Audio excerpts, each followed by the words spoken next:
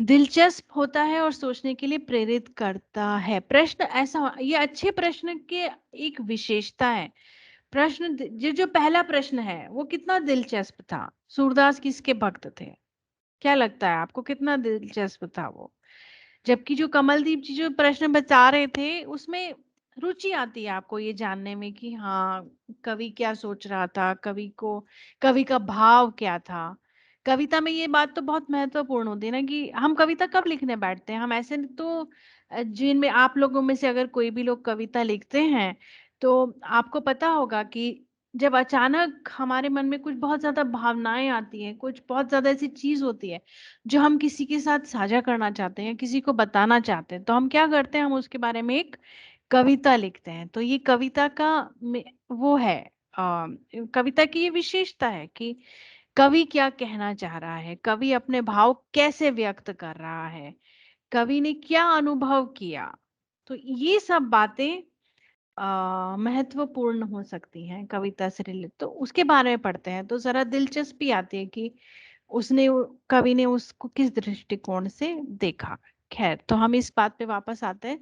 दिलचस्प होता है और सोचने के लिए प्रेरित करता है। अब यहाँ पे दो उदाहरण दिए गए हैं। पहला प्रश्न है जो बहुत ही सीधा है। पंचमाक्षरों के नियम के अनुसार घंटा शब्द अनुस्वार के बिना कैसे लिखा जा सकता है? ये बात पढ़ाई जाती है कक्षा 8 9 10 के बच्चों को कि भाई पंचमाक्षर होते हैं, उनको हटा देते हैं तो अनुस्वार लग जाता है। तो उस हिसाब से ये प्रश्न पूछा गया है। ठीक है। अब इसी प्रश्न को अगर हम इस प्रकार लिखें, मान लीजिए किसी बच्चे को वो नियम याद है, नहीं भी याद है, ठीक है। अगर इसी प्रश्न को ऐसे लिखा जाए, कई शब्दों में पंचमाक्षर के स्थान पर अनुस्वार का प्रयोग किया जाता है, जैसे कि संबंध की जगह संबंध, और इसमें स पर अनुस्वार क्यों आता है ये सब यहाँ समझाया गया है। ब वर्ण आता है, ब वर्ण का पंचम प वर्ग, ब वर्ण प वर्ग में आता है ना, प फ ब भ म, और प वर्ग का पंचम अक्षर म है, इसीलिए संबंध में पंचमाक्षर के स्थान पर म म आता है ब के पहले। और त थ द ध न, त वर्ग में न पंचमाक्षर है, इसीलिए उसमें न आता है। तो यहाँ पे जो उदाहरण है वह पंचमाक्षर के नियमों को बता रहा है। ठीक है। और अब आपने एक नया शब्द दे दिया है, आपने एक शब्द दिया जिसके क्या कहते हैं, नियम बताए गए, उदाहरण दे दिया। अब आपने एक नया शब्द दिया है, पंचमाक्षरों के नियम के अनुसार घंटा शब्द अनुस्वार के बिना कैसे लिखा जाएगा। तो यहाँ पे दो उदाहरण दिए गए हैं यह बताने के लिए कि प्रश्न को ज्यादा दिलचस्प कैसे बनाया जा सकता है।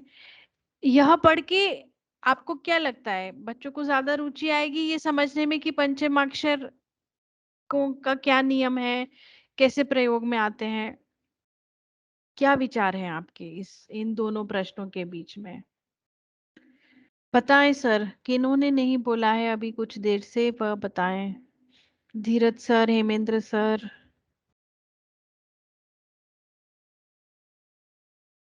मैडम, पहला जो प्रश्न है हाँ जिसमें जी। सीधा पूछा है, डायरेक्ट क्वेश्चन हम जिसको बोल सकते हैं, तो बच्चा छोटा है और यदि उसने पढ़ा नहीं होगा तो ये क्वेश्चन उससे गलत हो जाएगा मैम।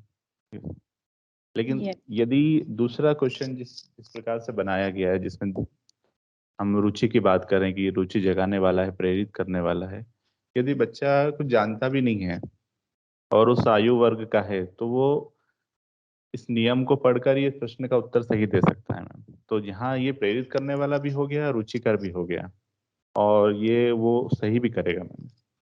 ये अंतर है दोनों। बिल्कुल। और कोई विचार इन प्रश्नों से संबंधित प्लीज बताएं।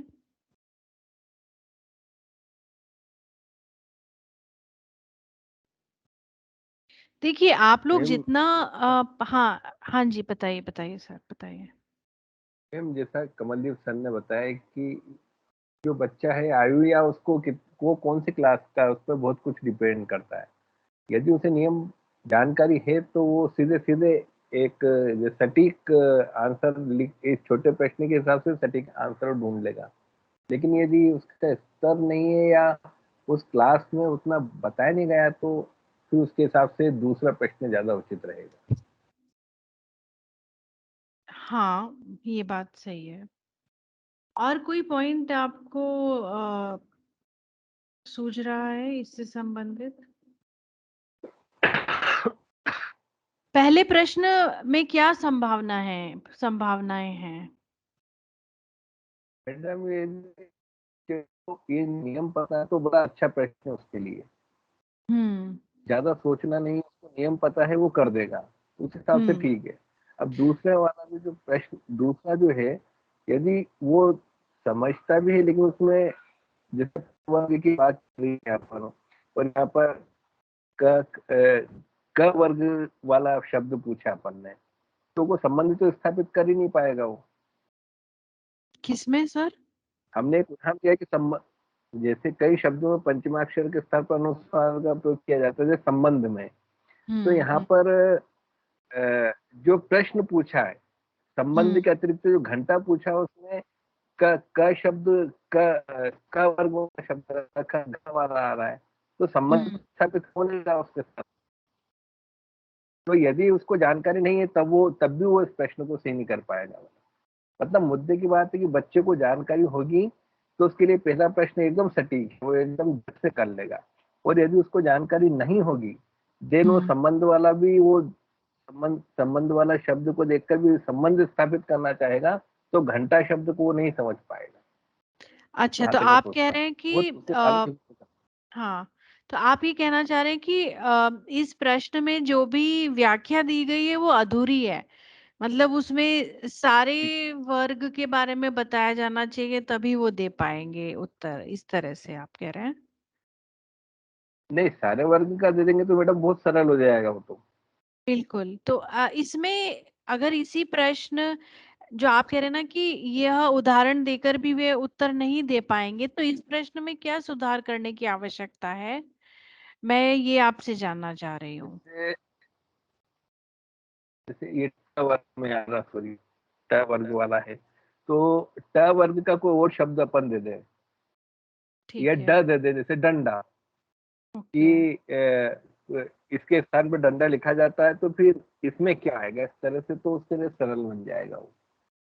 उसके आधार पर उत्तर भी दे पाएगा, भले उसे नियम याद ना हो लेकिन वो दे पाएगा उत्तर। उसी वर्ग का शब्द रखेंगे तो दे पाएगा मैडम वो उत्तर। मेरे कहने का मतलब ये है। ओके, पर अगर हम प्रश्न उसी सरल वर्ग हो का, जाएगा। हाँ, तो फिर मतलब उसमें तो फिर कोई कठिनाई रह ही नहीं गई ना, उसमें तो ये हो गया कि आपने उत्तर तो अपने प्रश्न में ही दे दिया है उसको सिर्फ वही मिलाना, उत्तर तो फिर प्रश्न में ही आ गया ना, उसको तो ऊपर के प्रश्न में जो पंचम वर्ण है उसी को वो मतलब सही विकल्पों से मिला के उत्तर दे देंगे ना, फिर तो विद्यार्थी वे अपना दिमाग नहीं लगाएंगे कि घ में कौन सा, घ में पंचम वर्ण कौन सा है, उस बारे में तो वो अपना दिमाग नहीं लगाएंगे ना फिर। जी ये तो है मैडम, प्रश्न सरल हो जाएगा वो, अति सरल हो हाँ, जाएगा। मतलब अति सरल नहीं हो गया, उसमें तो ये हो गया कि इस प्रकार का, पता नहीं, अति सरल नहीं हो गया, उसमें तो ये हो गया कि आपने उत्तर ही दे हाँ दिया है प्रश्न में। हाँ, जी जी हिंट दे दी मैडम। मैम। हाँ, हिंट दे दी। तो हिंट ये दे। पॉइंट, हाँ, ये बहुत अच्छा डिस्कशन है। ये जो पॉइंट आप बता रहे हैं ना, हिंट, संकेत दे देना, ये बहुत महत्वपूर्ण हिस्सा है। जब आप बहुविकल्पी प्रश्न यानी मल्टीपल चॉइस क्वेश्चन बनाते हैं, उसका ये बहुत इंपॉर्टेंट पॉइंट है कि जब भी आप बहुविकल्पी प्रश्न बनाते हैं, इनफैक्ट किसी भी प्रश्न में ऐसा नहीं होना चाहिए, पर बहुविकल्पी प्रश्नों में खास तौर पर ये बहुत ध्यान में रखने वाली बात होती है कि उत्तर देने के लिए आपको कहीं से भी कोई संकेत नहीं मिलना चाहिए, ना कि प्रश्न से, ना ही किसी अन्य प्रश्न से। कभी कभी ऐसा भी हो जाता है कि हम कोई ऐसे दो प्रश्न बना देते हैं जिसमें एक प्रश्न का उत्तर दूसरे प्रश्न से मिल रहा होता है। तो ये बहुत इंपॉर्टेंट पॉइंट है, आपको कभी संकेत नहीं मिलना चाहिए। ये जरूर है कि यहाँ पे जो भी उदाहरण है वो उदाहरण एकदम स्पष्ट हो, ताकि विद्यार्थी को पता चल जाए कि भाई जो भी यहाँ पे नया शब्द दिया गया है उस शब्द में उसे कौन से वर्ग का पंचम अक्षर देखना है। अगर इतनी बात विद्यार्थी को समझ में आ जाए तो वह प्रश्न का उत्तर दे सकता है। हाँ, ये जरूरी है कि उसको वर्णमाला क्रम अच्छे से पता होना चाहिए। अगर आपको वर्णमाला क्रम नहीं पता है तो गड़बड़ है ना। इसमें दोनों बातें हैं। तो इसमें यह प्रश्न, अब आप और एक बात बताएं, जो पहला प्रश्न है, आप लोग क्वेश्चंस बनाते हैं ना मैकेनिकल अंडरस्टैंडिंग और एप्लीकेशन में, आप टैग करते हैं ना आपके सारे क्वेश्चंस को। तो जो पहला प्रश्न है आप उसे किस में टैग करेंगे?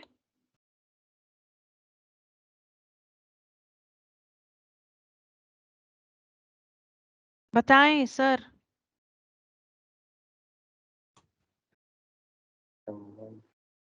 मैडम समझ आधारित होना चाहिए, अंडरस्टैंडिंग। फर्स्ट वाला जो जिसमें सिर्फ एक ही लाइन लिखी है पंचमाक्षरों के नियम जी के जी अनुसार। हाँ, उसमें आप कह रहे हैं ये जी। अंडरस्टैंडिंग पे बेस्ड होगा। ओके, और जो दूसरा वाला है वो किस में आएगा? वो एप्लीकेशन बेस्ड इसमें माना जाएगा। उदाहरण से यस। तो एप्लीकेशन बेस्ड। हाँ जी, हाँ जी। तो ये इससे हम ये भी इस ऐसे उदाहरणों से हमें ये भी पता चलता है कि अ, एक ही जिस तरह से हम प्रश्न बना सकते हैं तो हम प्रश्नों को एप्लीकेशन बेस्ड कैसे बना सकते हैं। हमने एक उदाहरण दिया है जो किसी चीज से संबंधित है, अब हम कुछ नया ला रहे हैं सामने, तो उसी समझ को वो कैसे इस नई परिस्थिति में अप्लाई करेंगे, तो उन्होंने एप्लीकेशन किया। ठीक है। तो ये जो सारी चर्चा सर हम अभी कर रहे हैं ना, इन सारी चर्चा पर अब आप ध्यान दीजिए, क्योंकि इसी प्रकार की चर्चा आपको करनी है जब आप क्वेश्चन रीडिंग एक्सरसाइज अन्य शिक्षकों के साथ करेंगे। पता चला आपको किन किन बिंदुओं पे आप बात कर सकते हैं, किन बिंदुओं पे उनका ध्यान ले जा सकते हैं, किस तरह से चर्चा कर सकते हैं। और एक पॉइंट है पहले वाले प्रश्न से संबंधित। मान लीजिए किसी बच्चे को पंचमाक्षर वर्णमाला क्रम ज्यादा समझ नहीं आया, याद नहीं है, वह विद्यार्थी क्या करेगा या क्या करेगी? पहले प्रश्न में मल्टीपल चॉइस क्वेश्चन है, वो क्या कर सकते हैं?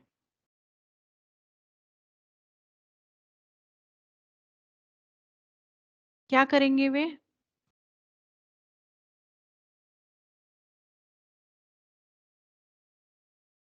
मैम उच्चारण के हिसाब से वो चौथा विकल्प चुन लेंगे जल्दी से।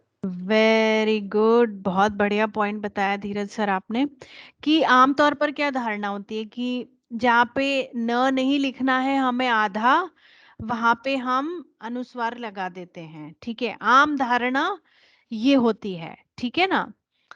तो जी मैम। जितने, मान लीजिए 100 बच्चे ये प्रश्न कर रहे हैं, ठीक है, और अगर 100 में से 25 या 30% बच्चों ने विकल्प डी चुना है ना, तो इससे क्या पता चलता है आपको विद्यार्थियों के बारे में?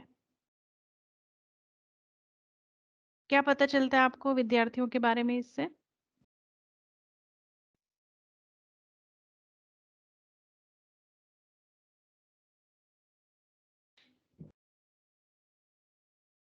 कुछ तो बताइए सर, आपने इतना अच्छा पॉइंट बताया अभी। जी मैम। हाँ, क्या पता मैम चलता जो है? बच्चा मतलब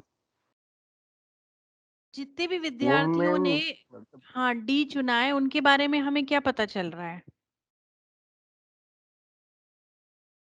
उन्होंने अपने समझ के स्तर से किया है मैडम इसको, लेकिन वो गलत है।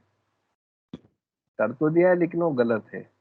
हाँ, या हम कह सकते हैं कि जिन भी विद्यार्थियों ने डी विकल्प चुना है उनमें एक भ्रांत धारणा है। उन्हें पंचमाक्षरों के नियम जी मैम। या तो पता नहीं है, या फिर वे हमेशा सोचते हैं कि अनुस्वार के स्थान पर हमेशा न ही आता है। ना ऐसा सर। हो सकता है ना। अब एक जी मैम। शिक्षक के तौर पर आपको इससे कैसे मदद मिलती है? अगर आपने प्रश्न पत्र में ये प्रश्न रखा, मान लीजिए आप, और 30-35% बच्चों ने डी विकल्प चुना, तो एज अ टीचर अब आप क्या करेंगे? एग्जाम के बाद आप क्या करना चाहेंगे? मैडम उनकी जो भ्रांति उसको दूर करना बहुत जरूरी, बेस को क्लियर करना बहुत जरूरी है कि सब में न नहीं यस, आएगा, यस, इस चीज को यस, क्लियर करना यस, पड़ेगा मैडम। बिल्कुल, बिल्कुल। तो इन सारी बातों से हमें आपका ध्यान कहाँ ले जाना चाह रही हूँ? एक, पॉइंट नंबर 1 कि क्वेश्चन की क्या विशेषताएं होती हैं, ये हमने देखा, ठीक है। क्वेश्चन में अच्छे विकल्प बनाने से कितनी मदद मिलती है। जो गलत विकल्प भी है वो आपको बहुत अच्छी बात बता रहा है विद्यार्थियों के बारे में, है ना। तो एक जी अच्छा मैडम, प्रश्न वह बिल्कुल। होता है जिसके गलत विकल्प भी ऐसे होते हैं जो आपको विद्यार्थियों के बारे में कुछ बता रहे हैं, जिससे डेटा मिलने के बाद आप विद्यार्थियों की समझ को और सशक्त कर सकते हैं, या फिर सुधार लाने की जरूरत है तो सुधार सकते हैं। यही जी आ, हाँ, यही सुंदरता है एक अच्छे मल्टीपल चॉइस क्वेश्चन की। एक अच्छा मल्टीपल चॉइस क्वेश्चन दिलचस्प होता है, सोचने के लिए प्रेरित करता है, और उससे जो डेटा मिलता है वो आपकी मदद करता है या जानने में कि विद्यार्थी क्या सोच रहे हैं, क्या सीख रहे हैं, कैसे सीख रहे हैं, ठीक है। तो इसीलिए एप्लीकेशन बेस्ड क्वेश्चन बनाए जा सकते हैं, अंडरस्टैंडिंग वाले क्वेश्चंस को एप्लीकेशन बेस्ड भी बनाया जा सकता है। इस बात पे हमने चर्चा की। गलत विकल्प किस तरह से हमारी मदद कर सकते हैं, इस बात पर हमने चर्चा की। और हाँ, दूसरा मैं ये कह रही थी कि जो पहला प्रश्न है जिसमें कि कोई उदाहरण नहीं है, कुछ समझाया नहीं गया है। मान लीजिए जिन्होंने डी नहीं चुना है, जिन्होंने डी नहीं चुना है उन्होंने कुछ भी और चुन लिया है, यानी कि वे तुक्का लगा रहे हैं, है ना। ऐसा हाँ, जी बहुत बड़ी ये संभावना है कि वो तुक्का लगा रहे हैं। जबकि अगर आपने जी, उसको उदाहरण देके समझाया है तो क्या होगा? तुक्का लगाने की संभावना कम हो जाएगी, कम है हो या नहीं? जाएंगे। बिल्कुल। जी ये मैं बताना चाह रही थी इससे संबंधित, ठीक है। और कोई जी। पॉइंट है इस उदाहरण से संबंधित जो आप चाहते हैं कि हम डिस्कस करें, या कोई भी और बात प्लीज बताएं, नहीं तो फिर हम नेक्स्ट स्लाइड पे जा सकते हैं।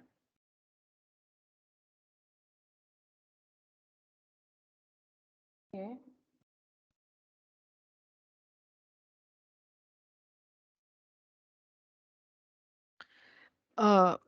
ओके, नेक्स्ट पॉइंट है जो अपेक्षित है वह जांच करता है कि जिस चीज की अपेक्षा हम रखते हैं छात्रों से, वही जो लर्निंग गोल्स, लर्निंग आउटकम्स से संबंधित है ये बात भी, कि अ, हमने जो भी उन्हें सिखाया है तो अब हमारी कुछ अपेक्षाएं हैं उन बच्चों से, विद्यार्थियों से, तो क्या वे उसके अनुरूप कर रहे हैं या नहीं कर रहे हैं। तो जो यहाँ पे पहला प्रश्न है, हिंदी में विराम चिन्हों का क्या महत्व है, हिंदी भाषा में प्रयोग किए जाने वाले 2 विराम चिन्हों के नाम लिखिए, ठीक है।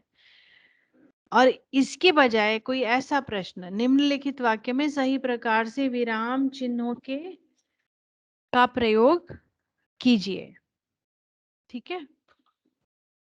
तो इन दोनों में क्या अंतर दिख रहा है आपको? चलिए इस बारे में चर्चा करेंगे अब हम।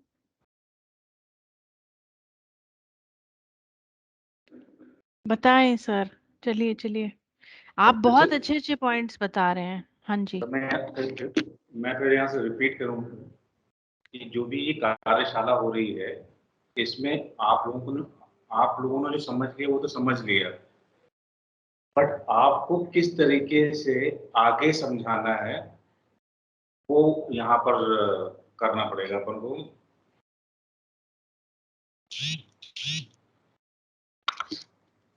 यस, बिल्कुल बिल्कुल। इसीलिए मैं आप सबसे बार बार कह रही हूँ कि प्लीज आप लोग पार्टिसिपेट करिए। देखिए मैंने आपको 2 उदाहरण बता दिए, है ना। अब इस उदाहरण में आप लोग बताएं, आप लोग चर्चा करें और बताएं कि क्या क्या पॉइंट्स सामने आ रहे हैं। नहीं तो आप आप बताइए आप कैसे करेंगे ये चर्चा टीचर्स के साथ? चलिए।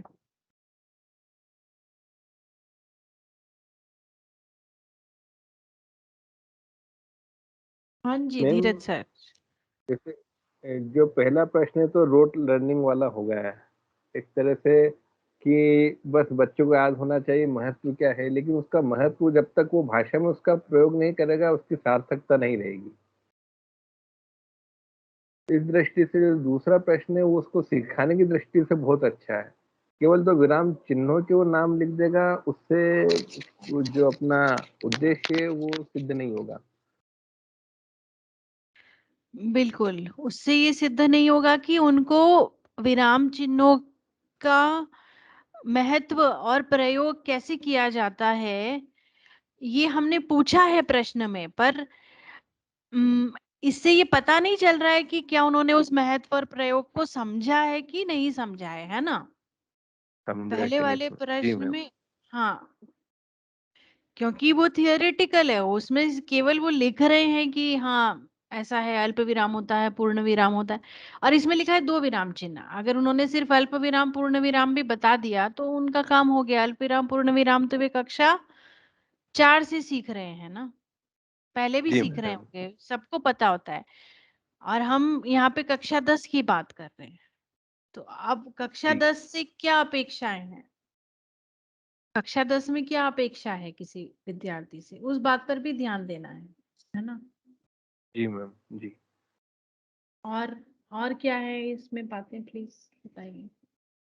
जी मैडम, ऊपर वाले प्रश्न में 2 विराम चिन्ह के नाम पूछे हैं, तो कक्षा 10 के हिसाब से हम ये जानना चाह रहे हैं कि वास्तव में कक्षा 10वीं के बच्चे को विराम चिन्हों के बारे में क्या याद होना चाहिए कि वो अपनी भाषा में विराम चिन्हों का सार्थक प्रयोग कर सके। तो इस हिसाब से प्रश्न 2 जो है वो अच्छा प्रश्न है कि वास्तव में विराम चिन्ह के नाम तो सबको आते हैं, 5th क्लास से लेके कोई भी बता सकता है, लेकिन वास्तव में कहाँ उन विराम चिन्हों का प्रयोग होना चाहिए, कक्षा 10 के हिसाब से ये भाषा के अंतर्गत आना चाहिए। तो प्रश्न क्या जांच कर रहा है, क्या अपेक्षित है हमारे लिए कि वास्तव में विद्यार्थी विराम चिन्हों का प्रयोग जानता है या नहीं जानता, इसके लिए ये वाला प्रश्न 2nd नंबर का क्वेश्चन अच्छा है। यह प्रयोग को जांचने के लिए ज्यादा अच्छा है, और पहले ही प्रश्न को और बेहतर कैसे बनाया जा सकता है?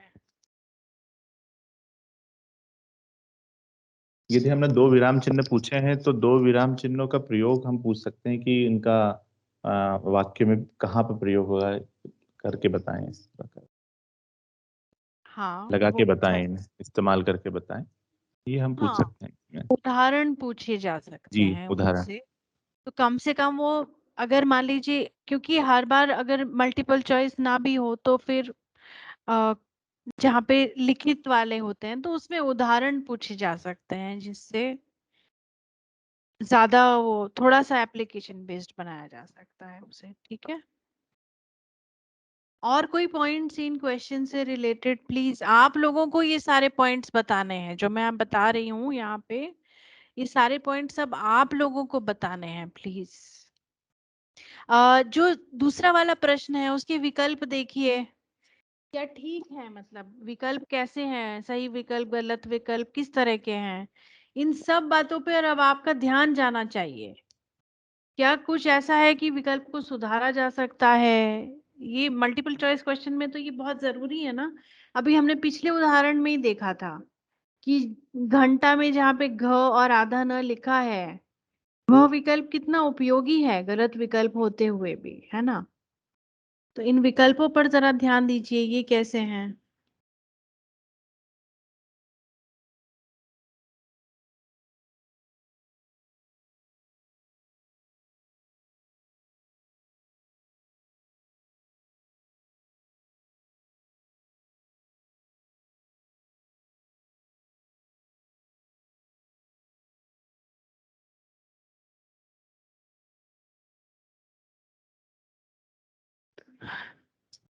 जो यहाँ पे ये वाक्य दिया गया है और जो विकल्प हैं, प्लीज उनके बारे में पॉइंट्स बताइए जल्दी से, ये बहुत महत्वपूर्ण है भाषा से संबंधित बात।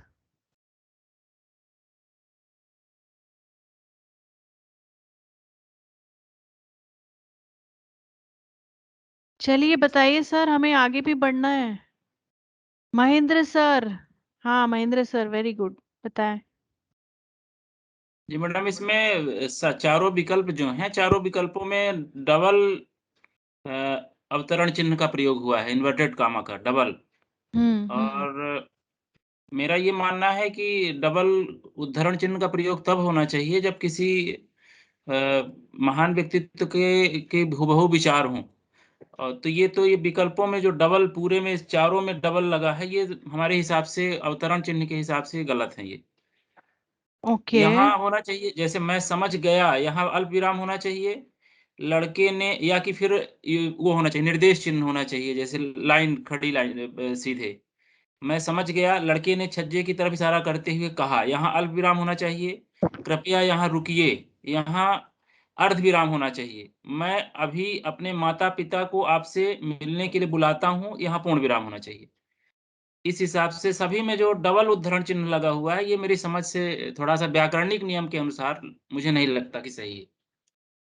ठीक है। जी। अब इसका जवाब आप में से ही कोई टीचर देंगे, चलिए।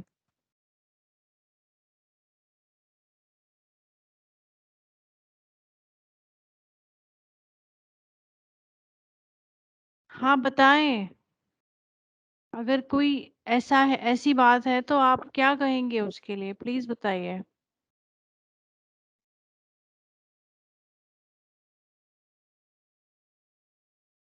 मैम, किसी की बात को यदि हमें बताना है तो उसको डबल उद्धरण चिन्ह में ही बताना पड़ेगा।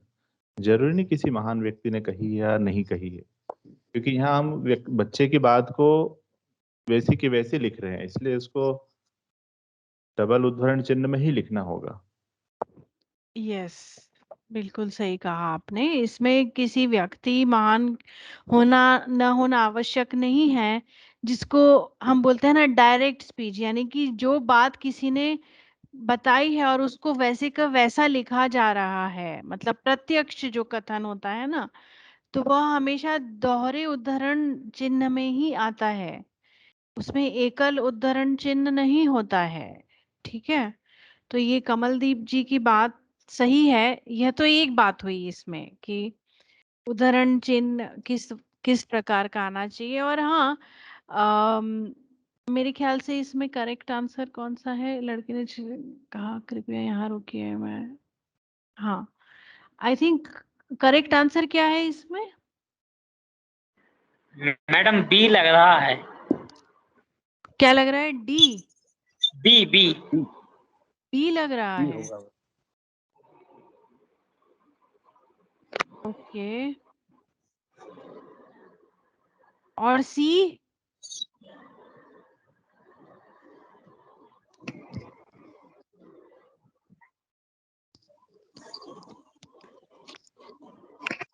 सी में मैडम फुल स्टॉप लगा हुआ है तो सी तो होगा नहीं, और बी में इशारा करते हुए कहा के बाद कोई चिन्ह नहीं लगा हुआ है, इसलिए बी भी नहीं होगा।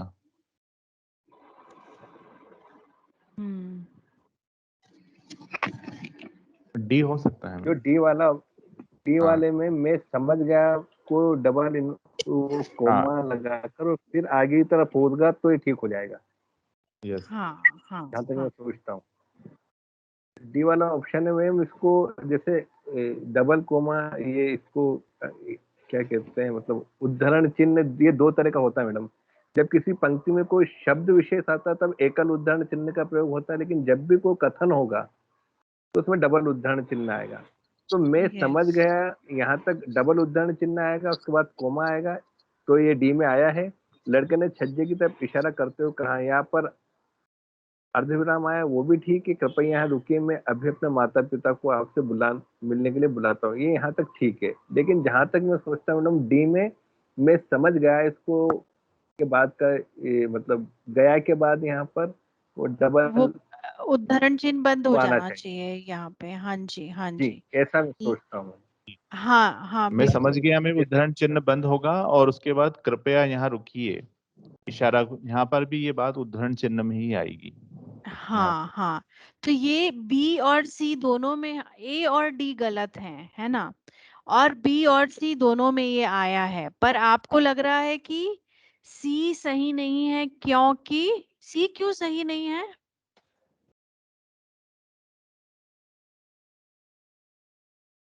सी भी सही हो सकता है मैडम। हाँ, पर सी सही करते हुए क्यों कहा नहीं लग रहा है? उसमें कहा के बाद फुल स्टॉप है, इस वजह से जैसा कमलदीप सर ने बताया अच्छा, तो कहा कि के वो बाद सही फुल नहीं स्टॉप है। की जगह क्या आना चाहिए?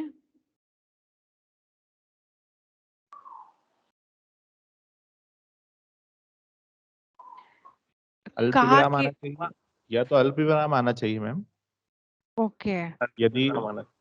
हाँ अल्प विराम आना चाहिए, इसीलिए बी सही नहीं है क्योंकि उसमें मैं समझ गया के बाद भी अल्प विराम नहीं है और को करते हुए कहा के बाद भी अल्प विराम नहीं है ना?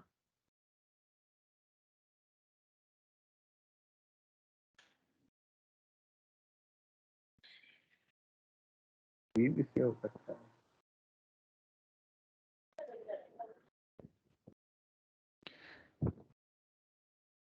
अभी क्या हो रहा है, अब आप मेरी बात सुनिए प्लीज। यहाँ पे हमें ये तो पता चल रहा है कि ए और डी सही उत्तर नहीं है, ठीक है, बी और सी सही उत्तर हो सकते हैं, पर बी और सी दोनों में ही हमें पूर्णतः स्पष्टता नहीं मिल रही है कि सही उत्तर क्या होगा, ठीक है।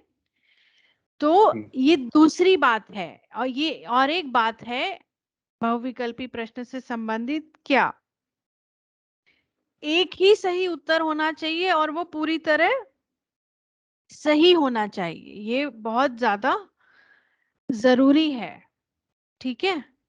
तो जब भी हम क्वेश्चन रेटिंग एक्सरसाइज कर रहे हैं, चर्चा कर रहे हैं, तो हमें ये सारी बातों पे ध्यान देना है कि हर विकल्प में क्या लिखा गया है, क्या केवल एक ही विकल्प सही है, क्या ऐसा लग रहा है कि एक से ज्यादा विकल्प सही हो सकते हैं, क्या ऐसा लग रहा है कि कोई भी विकल्प सही नहीं है या नहीं।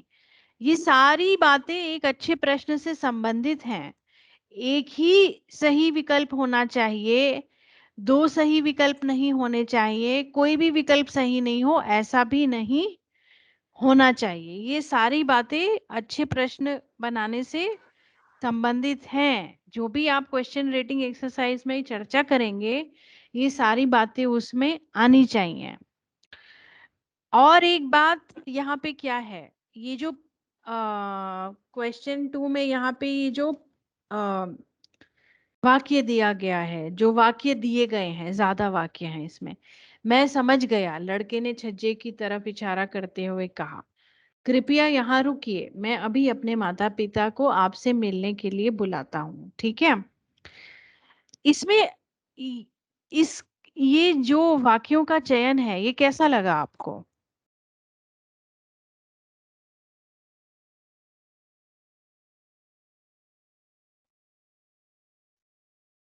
प्लीज बताएं अपने विचार, हमें और भी स्लाइड्स करनी है। अच्छा मैडम, वाक्य के हिसाब से तो बढ़िया है, तो इसमें दो और मतलब 3-4 तरह के अपन विराम चिन्हों का प्रयोग बच्चा सीखता है, इस दृष्टि से अच्छा है। बिल्कुल, ये पॉइंट बहुत इंपॉर्टेंट है। अगर आप ऐसा कोई क्वेश्चन ले रहे हैं जिसपे, जैसा कि हमने देखा पहले क्वेश्चन में क्या था, विराम चिन्हों का क्या महत्व होता है, उनका प्रयोग कैसे किया जाता है, हम यही जानना चाहते हैं ना। तो अगर हम कोई प्रश्न बना रहे हैं तो जिसमें आप प्रयोग ही जांचना चाह रहे हैं, तो उसके लिए क्या जरूरी है, आपका जो क्वेश्चन है वो ऐसा होना चाहिए जिससे ये पता चले कि उनको विराम चिन्हों के महत्व और प्रयोग दोनों समझ में आए हैं या नहीं, वो हमें पता चल जाए, है ना। अब यहाँ पे वाक्य ऐसा लिया गया है कि भाषा को, किसी वाक्य को किस तरह से पढ़ा जाता है, जब प्रत्यक्ष कथन होता है तो उसमें किस तरह से चिन्ह लगाए जाते हैं, वो सारी बातें यहाँ पे आ गई हैं। कहाँ पे हमें थोड़ा सा रुकना है, थोड़ा सा विराम देना है, कहाँ पे पूर्ण विराम देना है, कहाँ पे उद्धरण चिन्ह लगाने हैं, उन सब बातों को अगर ध्यान में रखा जाए तो उसके हिसाब से यहाँ पे जो वाक्य दिए गए हैं उनका चयन अच्छा है या बुरा है?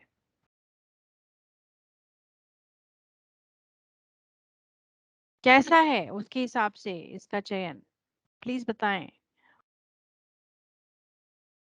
अगर यहाँ पे सिर्फ ये दिया होता, मैं अभी अपने माता पिता को आपसे मिलने के लिए बुलाता हूँ, अगर सिर्फ ये है कि इसमें सही विराम चिन्ह लगाएं, तो इसमें क्या पता चलेगा आपको? इसकी सिर्फ एक वाक्य दिया हो, उसकी तुलना इन 2-3 वाक्यों से करें तो क्या अंतर नजर आता है हमें?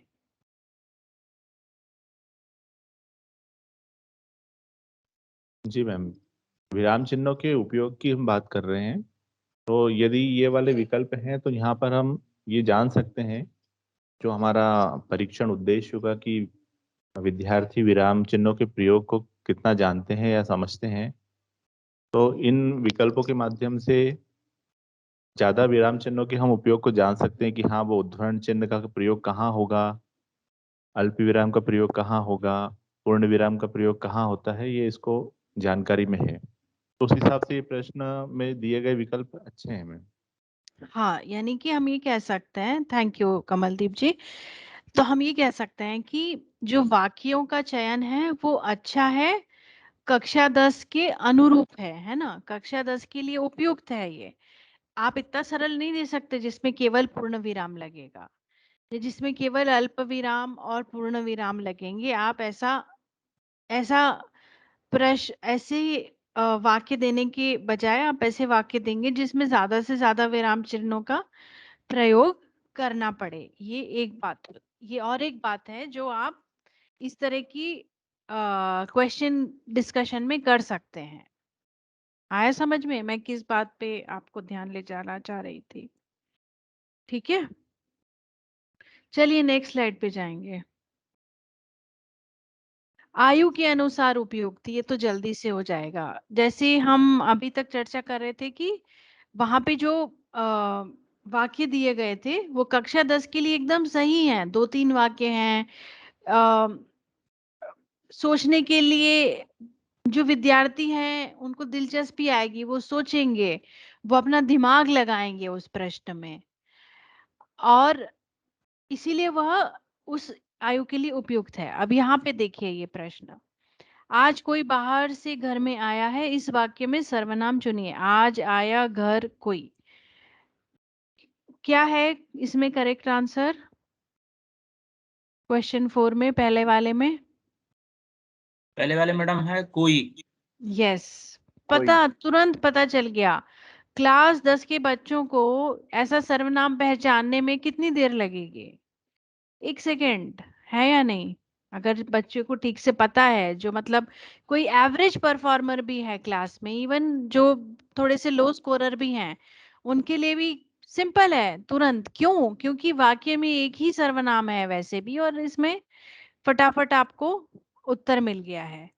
जबकि ये जो प्रश्न है, निम्नलिखित में से अवयवी अव्ययी भाव समास क्या है, यह कक्षा 10 के लिए उपयुक्त है, सिलेबस से रिलेटेड भी है। ठीक है, अगर कक्षा 10 में ही आपको सर्वनाम पूछना है तो सर्वनाम के किसी प्रकार से संबंधित हो सकता है, क्योंकि इस कक्षा में तो वो सीख लेते हैं ना अन्य प्रकार के सर्वनाम, निश्चयवाचक, अनिश्चयवाचक, इस तरह के जो भेद होते हैं सर्वनाम के, उन्हें पता होते हैं। तो उससे संबंधित कोई प्रश्न होगा तो वो उनकी आयु के लिए ज्यादा उपयुक्त होगा। अगर सर्वनाम सिलेबस में है तो रखिए, कोई दिक्कत नहीं है, बट उनकी आयु के उपयुक्त हो, वह एक वह बहुत महत्वपूर्ण बात होती है।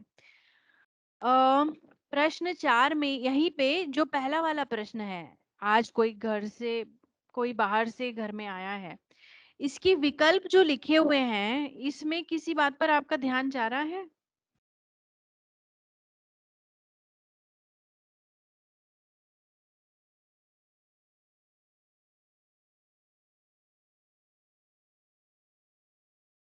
आप सुन पा रहे हैं मुझे? जी मैम, सुन पा रहे हैं। किसी बात पे ध्यान जा रहा है आपका इन विकल्पों में? मुझे नहीं पता आपको ये पहले वर्कशॉप्स में बताया था या नहीं, बट जब हम ऐसे क्वेश्चंस के लिए विकल्प बनाते हैं ना, जिसमें सारे शब्द हम वाक्य से ही लेते हैं, तो बेहतर ये होता है कि शब्दों को उन्हीं क्रम में लिखा जाए जिन क्रम में वे वाक्य में आए हैं। जैसे कि आज, आज के बाद कौन सा शब्द आया है? कोई। तो विकल्प 2 में कोई लिखना चाहिए, और फिर विकल्प 3 में आज कोई, फिर घर, और फिर आया। तो आया की जगह कोई और कोई की जगह आया, ऐसा लिखते हैं तो बेहतर रहता है, क्योंकि वाक्य में ये शब्द उसी क्रम में आए, तो उसी क्रम में अगर उन्हें विकल्पों में लिखा जाए तो उससे क्या होगा, उससे ऐसा नहीं लगेगा कि आ, मतलब सोच समझकर सही उत्तर को किसी विकल्प में रखा गया है।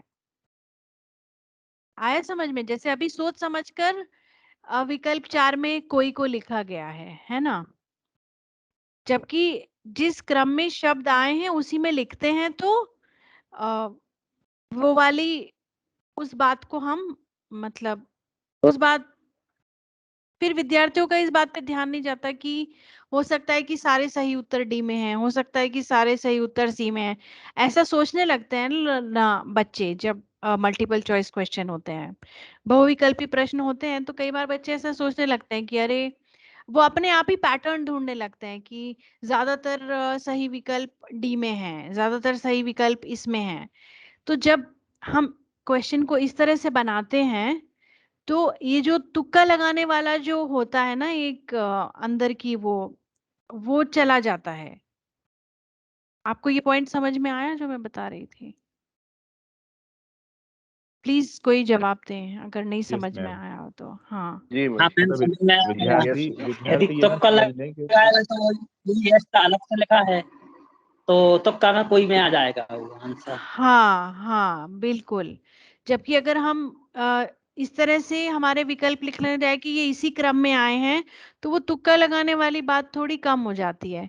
और इसी तरह से, मुझे नहीं पता अन्य वर्कशॉप में बताया गया था या नहीं, पर जब हम ऑप्शंस लिखते हैं, तो ये फीडबैक मैं पहले भी देना चाहती थी, पर क्योंकि आप फोन का यूज करते हैं क्वेश्चन सिस्टम में डालने के लिए, तो मैं समझ सकती हूँ आपको दिक्कत आती है। पर जब हम विकल्प लिखते हैं, तो हमें कोशिश ये करनी चाहिए कि जो विकल्पों का जो लेंथ है, यानी कि जो लंबाई है, उन्हें बढ़ते क्रम में या घटते क्रम में लिखें। तो उससे क्या होगा कि कोई भी विकल्प अलग से यूं चमक के नहीं दिखेगा कि अरे ये बीच वाला थोड़ा सा लंबा है, अरे ये पहला वाला एकदम अलग दिख रहा है। तो देखते ही जो दिखता है उससे भी बहुत फर्क पड़ता है बहुविकल्पी प्रश्नों में, कि बच्चे किस तरह से उसका उत्तर दे रहे हैं, उसका फर्क पड़ता है इस बात पे। ठीक है, तो इस वाली स्लाइड में हम सिर्फ इस बारे में चर्चा करना चाह रहे थे कि आयु के उपयुक्त होना चाहिए, और दूसरा ध्यान में इस बात पे दिलाना चाह रही थी कि ऐसे प्रश्नों में विकल्पों को उसी क्रम में लिखें जिस क्रम में वे वाक्य में आए हैं, ताकि वो तुक्का लगाने वाली बात उसमें ना आए। अब जैसे ये दूसरा वाला प्रश्न है, तो इसमें थोड़ा बहुत के बाद अगर हम नीलकमल लिखें, और नीलकमल के बाद देशभक्ति, और फिर यथोचित, तो इसमें क्या होगा, सारे जो विकल्प है वो ऐसे घटते हुए क्रम में यूं दिखेंगे, तो एक ना ऐसे बहुत नीट दिखता है, वो फॉर्मेट अच्छा दिखता है देखने में। तो उसमें वो जो तुक्का लगाने वाली बात होती है वो हट जाती है, उसकी संभावना कम होती है।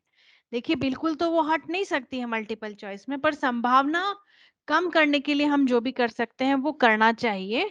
तो यही सारी बातें क्वेश्चन रेटिंग एक्सरसाइज में आपको डिस्कस करनी है। ठीक है, नेक्स्ट स्लाइड। सरल, सीधी और समझने योग्य भाषा का उपयोग करना चाहिए। ठीक है, इनमें से कौन से शब्द के पीछे ता नहीं लगाया जाता है? और दूसरा प्रश्न है, उसमें लिखा है कुछ शब्दों के पीछे ता प्रत्यय लगने से वे शब्द विशेषण से संज्ञा में बदल जाते हैं, जैसे कि नवीन से नवीनता। इनमें से कौन से शब्द के पीछे ता प्रत्यय नहीं लगाया जाता है? इन दोनों क्वेश्चंस में क्या डिफरेंस है? चलिए प्लीज फटाफट बताइए।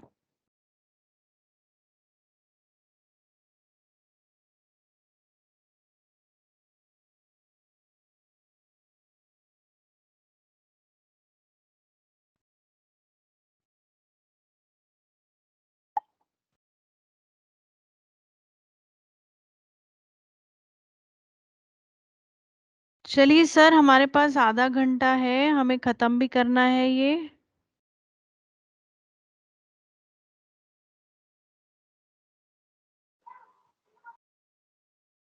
दूसरा प्रश्न ठीक है मैम? हाँ, कैसे ठीक है ये आपको बताना है। देखिए, सिर्फ ये बताने से अब काम नहीं चलेगा कि ये प्रश्न अच्छा है, ये ठीक नहीं है, ये क्या है। दोनों प्रश्न है, दोनों प्रश्नों की क्या विशेषताएं हैं, क्या है, ये सब आपको बताना है। अब पूरी वैसे चर्चा कीजिए जैसे मैं आपको बता रही हूँ ना। अब ठीक है। अब जी हमने मैम। बात की थी ना सर कि अब हम डेलीगेटर फेज में पहुंच रहे हैं। अब मुझे डेलीगेटर बनना है, अब मैं वो फर्स्ट फेज में नहीं रह सकती। समझ में आ रहा है ना सर आपको? अब आप संभालिए यहाँ से आगे, अब आप मुझे समझाइए सारी बातें। चलिए। मैडम पहले में तो सीधे से उन्होंने प्रश्न पूछ लिया है। ठीक है। ये हाँ, ये एकदम ये सीधे से प्रश्न पूछ लिया है। यदि बच्चे को शब्द ज्ञान होगा थोड़ा तो छाट लगा कि धैर्य में कभी वो अनुमान लगाएगा, वो कि धैर्य में कभी पढ़ा नहीं है ऐसा करके वो उत्तर मतलब अनुमान से देगा वो। जबकि जो नीचे वाला प्रश्न है इसमें थोड़ा वो सोच सकता है या वो विचार करेगा वो थोड़ा। हाँ ठीक है, इसमें थोड़ा विचार करेंगे बच्चे की। पर वो क्यों विचार करेंगे उसमें? एक उदाहरण दिया मैडम, उसके बेस पर वो विचार करेंगे। यदि उदाहरण नहीं देते तो विचार नहीं करते फिर ज्यादा। ठीक है, उदाहरण दिया है। और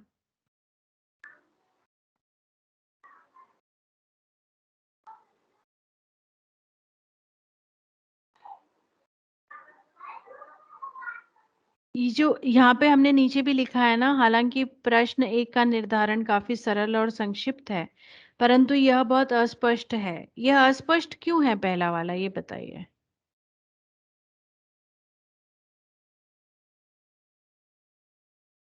कमलदीप सर।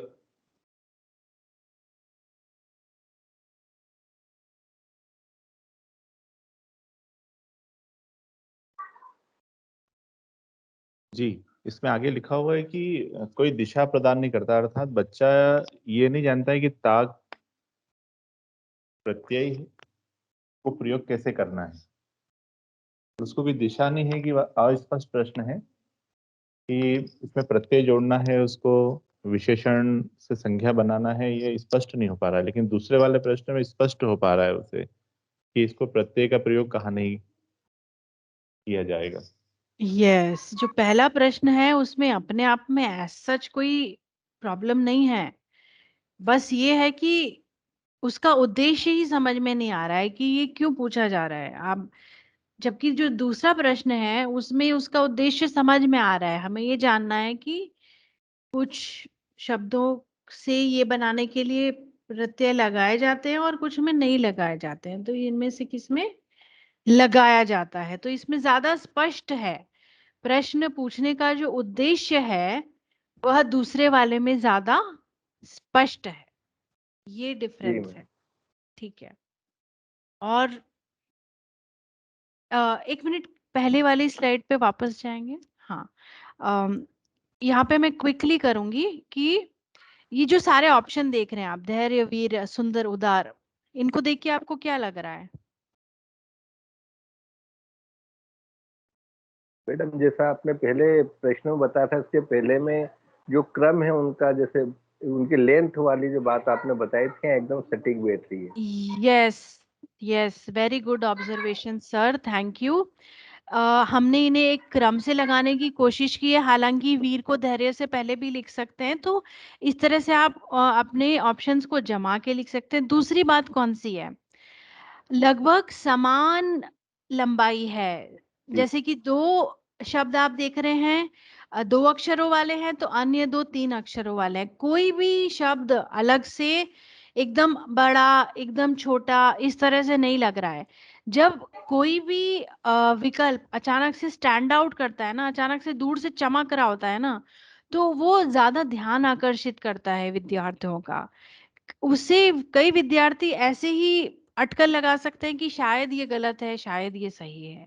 या तो ये गलत है या तो ये सही है। तो यही जो होता है ना कि ऐसी सब टेक्निक यूज करने से जो ऐसे ही तुक्का लगाने वाली संभावना को हम कम कर सकते हैं। ठीक है, चलिए नेक्स्ट स्लाइड पे जाएंगे। अच्छी तरह से विचार किए गए विकल्प, इसके बारे में हमने पहले वाले में भी बात की थी, जहाँ पे हमने घंटा और पंचमाक्षरों की बात की थी ना, उसमें भी हमने ये बात की थी कि विचार के हमें विकल्प लिखने चाहिए। अब ये वाला देखिए, हमें धन का अपव्यय नहीं करना चाहिए, इस सूक्ति में रेखांकित शब्द से क्या अर्थ निकलता है? धन का मितव्यय, धन का बहुव्यय, धन का व्यय, धन का अधिव्यय। जो डी ऑप्शन है ना, उसमें व्यय की वर्तनी गलत है, प्लीज उस पे अभी ध्यान देना चाहिए एक्चुअली। हाँ, और जो दूसरा वाला है, हमें धन का अपव्यय नहीं करना चाहिए, इस सूक्ति में रेखांकित शब्द से क्या अर्थ निकलता है? अब इसमें ना ऑप्शन सिर्फ इतना है, जो ब्लैक में, जो काली शाही में लिखा है ना, केवल वही ऑप्शन है। जो ब्लू इंक में लिखा है वह सिर्फ ऑप्शन को समझाने के लिए लिखा गया है। जो प्रश्न पत्र होता है उसमें हम केवल ऑप्शन लिखते हैं, ऑप्शन को समझाने वाली बात हम नहीं लिखेंगे। ठीक है, ये केवल उदाहरण हमने आपको दिया है, इसीलिए हमने ये यहाँ पे एक्सप्लेनेशन रखा है। ठीक है, इसको आप पढ़ लीजिए, पर हमें ये देना नहीं होता है प्रश्न पत्र में। तो इसके ऑप्शन है, हमें धन को बचाना नहीं चाहिए, हमें धन को गंवाना नहीं चाहिए, हमें धन व्यर्थ नहीं करना चाहिए, और हमें धन बिल्कुल नहीं खर्चना चाहिए। ठीक है, चलिए अब इस पे, ये तो बहुत सिंपल, बहुत अच्छा एक्सप्लेन उदाहरण है, जल्दी से बताइए।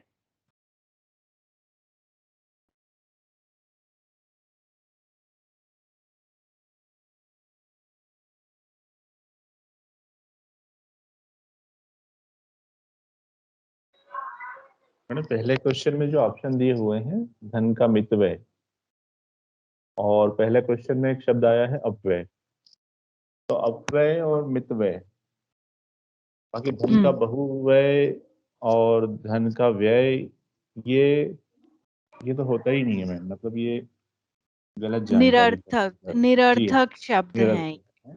वेरी लेकिन गुड ऑब्जर्वेशन। दूसरे वाले प्रश्न में विकल्प बहुत अच्छे हैं मैम, जो अपव्यय और मितव्यय को बता रहे हैं।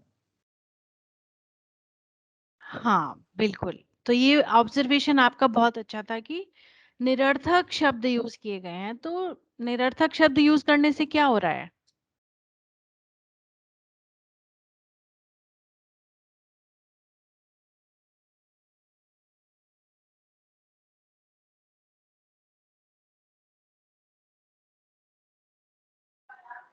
मैडम अव्वल जैसे पहले जो वर्कशॉप हुई थी उसमें एक ही बात बताई थी कि जब हम विकल्प का चयन करें तो इस बात का ध्यान रखें कि जो ग्रामेटिकली या जो शब्द प्रचलन में नहीं है उनका उपयोग ना करें, क्योंकि बच्चा क्या है उसको पढ़ते पढ़ते कई बार सही मानने लग जाता है। तो इसमें जैसे कि अधिव्यय ये शब्द और मतलब इस तरह से शब्द जो उचित शब्द है उसी का प्रयोग करना चाहिए, और इसमें से ढंग से नहीं किया गया है। दूसरा वाला जो प्रश्न है ये एकदम सही प्रश्न है, उत्तर इसके सही है, लेकिन एक शब्द मुझे थोड़ा खटक रहा, खर्चना। हम्म। ये शब्द मुझे खटक रहा है मैडम, क्योंकि मैंने अभी तक इस टाइप का प्रयोग नहीं देखा है। खर्च नहीं करना चाहिए, इस टाइप से होगा तो ज्यादा बेटर ज्यादा, है। बिल्कुल बिल्कुल, स्पष्टता की इसमें ज्यादा आवश्यकता है। उस प्रकार से जी मैडम, लिखना चाहिए जो ज्यादा प्रचलित होता है। तो प्रचलित है दूसरा मैडम। प्रश्न, यस, दूसरा प्रश्न ठीक है, पर वो उसको पढ़ने में बहुत अटपटा लग रहा है वो, तो उसकी वजह से वो आपके दिमाग में बार बार घूम रहा है कि ये ऐसा क्यों दिख रहा है। राइट, ठीक। जी और पहले वाले का भी पॉइंट आपने बहुत अच्छा बताया कि हाँ, इसकी संभावना होती है कि फिर विद्यार्थियों को लगता है कि भाई प्रश्न पत्र में यानी ये कोई शब्द हो सकता है, तो वो उसका प्रयोग ना करने लग जाएं, ये एक बात है। बहुत अच्छा पॉइंट है सर ये। दूसरा पॉइंट ये भी है कि क्या कहते हैं, हाँ, जो शब्द निरर्थक है, तो अगर जो बच्चे पढ़ते हैं, जिन्हें अच्छे से पता है, तो वो तुरंत क्या पकड़ लेंगे कि ये तो कोई शब्द होता ही नहीं है, यानी कि क्या हुआ, जी मैम। वो उस विकल्प को तुरंत ही हटा देंगे, है ना, उनके हटा लिए देंगे, कठिनाई का स्तर क्या हो जाएगा? बहुत कम हो जाएगा बिल्कुल मैडम, पकड़ बहुत लेंगे कम उसको। हो जाएगा, बहुत कम हो जाएगा। और दूसरा क्या होगा, मान लीजिए केवल ए और सी में सार्थक शब्द हैं, ठीक है, बी और डी में निरर्थक शब्द हैं, यानी कि प्रैक्टिकली देखा जाए तो आपके क्वेश्चन के कितने ऑप्शन रह गए? केवल 2, केवल 2। है ना? बिल्कुल। और केवल 2 यानी कि प्रोबेबिलिटी अब आप लगाइए। प्रोबेबिलिटी क्या है, किसी अगर 2 ही ऑप्शन बच गए तो प्रोबेबिलिटी क्या है? 50% प्रोबेबिलिटी है कि ए सही है, 50% प्रोबेबिलिटी डी सही है ना? तो इससे फिर से वही कि तुक्का लगाने की संभावना बढ़ जाती है, यानी कि बहुत बड़ी संभावना है कि बच्चे तो ऐसे ही तुक्का लगा के आंसर दे रहे हैं। अब आप ये समझ ही नहीं पा रहे हैं कि बच्चों ने इस सूक्ति को समझा है या नहीं, यानी कि आपका क्वेश्चन ऐसा है कि इससे आपके इसके उसके डेटा से भी आपको कोई मदद नहीं मिलने वाली है फिर, है ना?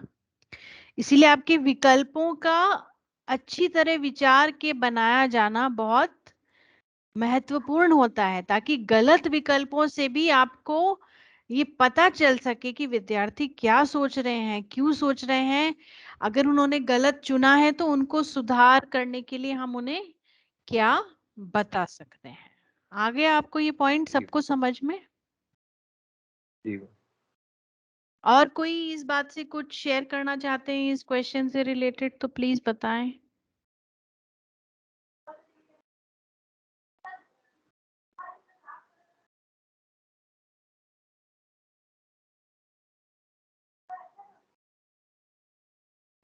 एक बात और है जिसपे मेरा ध्यान जा रहा है, आप में से कोई शेयर करना चाहें तो प्लीज बता दीजिए, मैं वो डिस्कस करती हूँ फिर। धीरज सर कुछ कहना। हाँ जी बताएं सर।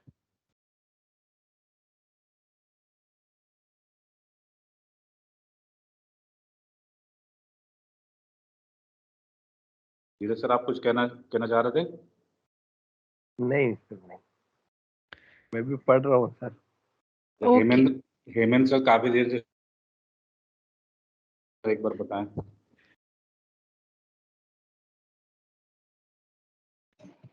सर नहीं कहना चाह रहे हैं। ठीक है सर। ठीक है।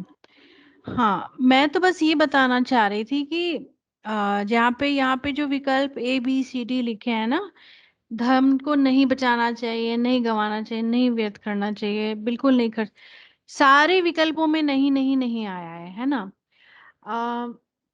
तो जब भी हम ऐसे विकल्प लिखते हैं तो इसी इन बातों को बहुत ध्यान देना चाहिए कि अ, अगर हम नहीं शब्द या ऐसे कुछ शब्द यूज कर रहे हैं तो या तो वो कम से कम 2 विकल्प में हो या वो सब में आए, ताकि कोई विकल्प एकदम अलग से ना दिखे। कई बार क्या होता है कि केवल सही उत्तर में नहीं शब्द का प्रयोग होता है और बाकी सब विकल्पों में नहीं होता है।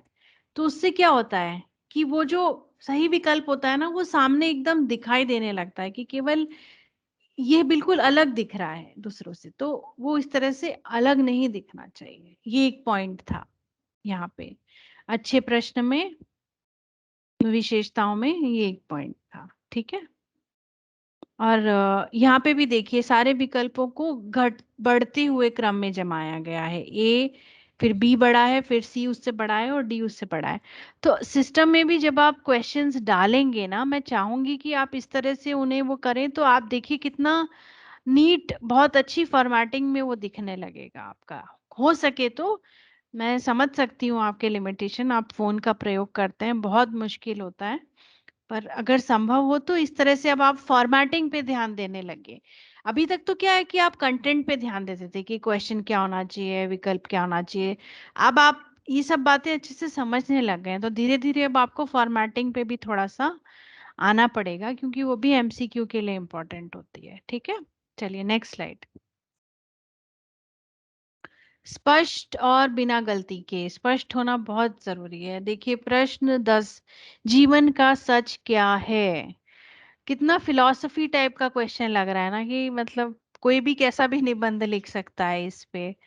और बजाय कि ये वाला प्रश्न जहाँ पे लिखा है कवि जगदीश गुप्त के अनुसार जीवन का सच क्या है, बहुत सिंपल है ये तो, इसमें मैं कुछ ज्यादा डिस्कशन भी नहीं करना चाहती हूँ। जहां तक हो सके आप अपना जो क्वेश्चन जो होता है, जिसको हम स्टेम कहते हैं, मल्टीपल चॉइस क्वेश्चन की भाषा में, स्टेम का एकदम क्लियर स्पष्ट होना बहुत जरूरी है। कवि का नाम लिखने की जरूरत है, पाठ का नाम लिखने की जरूरत है, पात्र का नाम, ऐसा कुछ भी है अगर आपको लगे जिससे ज्यादा स्पष्ट बनाया जाए। जरूरत से ज्यादा जानकारी नहीं चाहिए, पर जो मिनिमम, जो पर्याप्त जानकारी जो चाहिए प्रश्न का उत्तर देने के लिए, वह लिखना बहुत आवश्यक होता है। ठीक है, इस पे किसी को कोई चर्चा करनी है तो, नहीं तो हम नेक्स्ट पे चलते हैं। इसमें और कुछ है नहीं वैसे। बताएं जी सर, मैम। कोई कुछ कहना चाहते हैं? हाँ जी, कमलदीप जी। नहीं मैम, आगे बढ़ सकते हैं। हाँ ठीक है, चलिए नेक्स्ट। किसी भी प्रकार के पूर्वाग्रह से मुक्त होते हैं, बहुत इंपॉर्टेंट पॉइंट है। आप लोग इस पे ध्यान भी देते हैं। अभी पिछले टाइम कोई किसी टेस्ट के क्वेश्चन जा रहे थे, तब भी इस पे रिव्यू होके मेरे पास भी आए थे, मैंने देखा था। साथ ही किसी भी प्रकार के भेदभाव, व्यक्तिगत धारणाओं को प्रदर्शित करने या उन्हें बढ़ावा देने से बिल्कुल मुक्त होने चाहिए प्रश्न। इसमें देखिए, विकास ने अपनी बहन से कहा कि तुम्हें घर के काम सीखने जरूरी हैं। इसमें क्या है इशू? क्या इशू है इसमें, बताइए।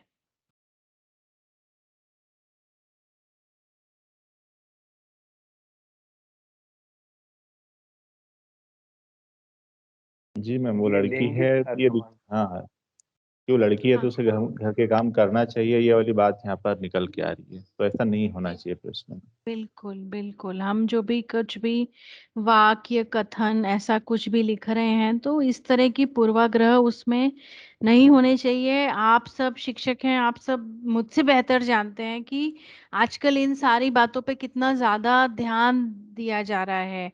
लैंगिक असमानता और इस तरह की जो बातें हैं, उन पे बहुत ज्यादा ध्यान दिया जा रहा है। तो हम इस प्रकार के वाक्यों से बिल्कुल बचें, मतलब जिसमें इस तरह की कोई भी बात आ रही हो। जैसे कभी ऐसे होते हैं कि वह गरीब है, उसका कपड़ा मैला है। इसमें क्या है इशू, बताइए। अगर ये दो वाक्य हैं और ऐसा दिया है कि इन वाक्यों को मिलाकर लिखिए, वह गरीब है, उसका कपड़ा मैला है, इसमें क्या इशू है?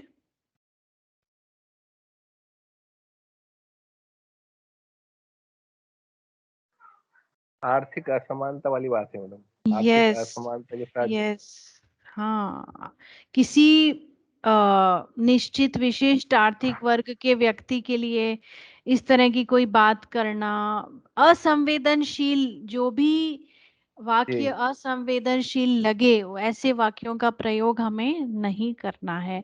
और ये सिर्फ एमसीक्यू के लिए नहीं है, ये तो किसी भी प्रश्न के लिए लागू होती है ये बात। नीचे वाला वर्जित है, नीचे वाला प्रश्न बिल्कुल ही। रीटा के लिए पीले रंग का कुर्ता लिया क्योंकि वह डैश है, डैश रंग गोरे लोगों पर ही अच्छे लगते हैं। बहुत ज्यादा व्यक्तिगत है, बहुत ही ज्यादा वर्जित प्रकार का ये कथन है। किसी के भी रंग, रूप, वर्ण, किसी भी चीज पर टिप्पणी करना, इस तरह की असंवेदनशील बात उसमें नहीं होनी चाहिए। ठीक है, ये स्पष्ट है सबको ये पॉइंट? इसमें डिस्कस करने के लिए और कुछ नहीं है एक्चुअली। ठीक है, जी मैम। ओके चलिए मैम। Next slide. या उचित चित्रों का प्रयोग, हाँ इसमें आप लोग बताएंगे मुझे। अगर किसी प्रश्न में कोई चित्र दिया गया है, तो वह चित्र क्यों है, उसका उद्देश्य क्या है, यह समझना, जानना, सोचना बहुत जरूरी होता है। अब ये वाला क्वेश्चन पढ़ के आप मुझे बताइए कैसा है ये क्वेश्चन।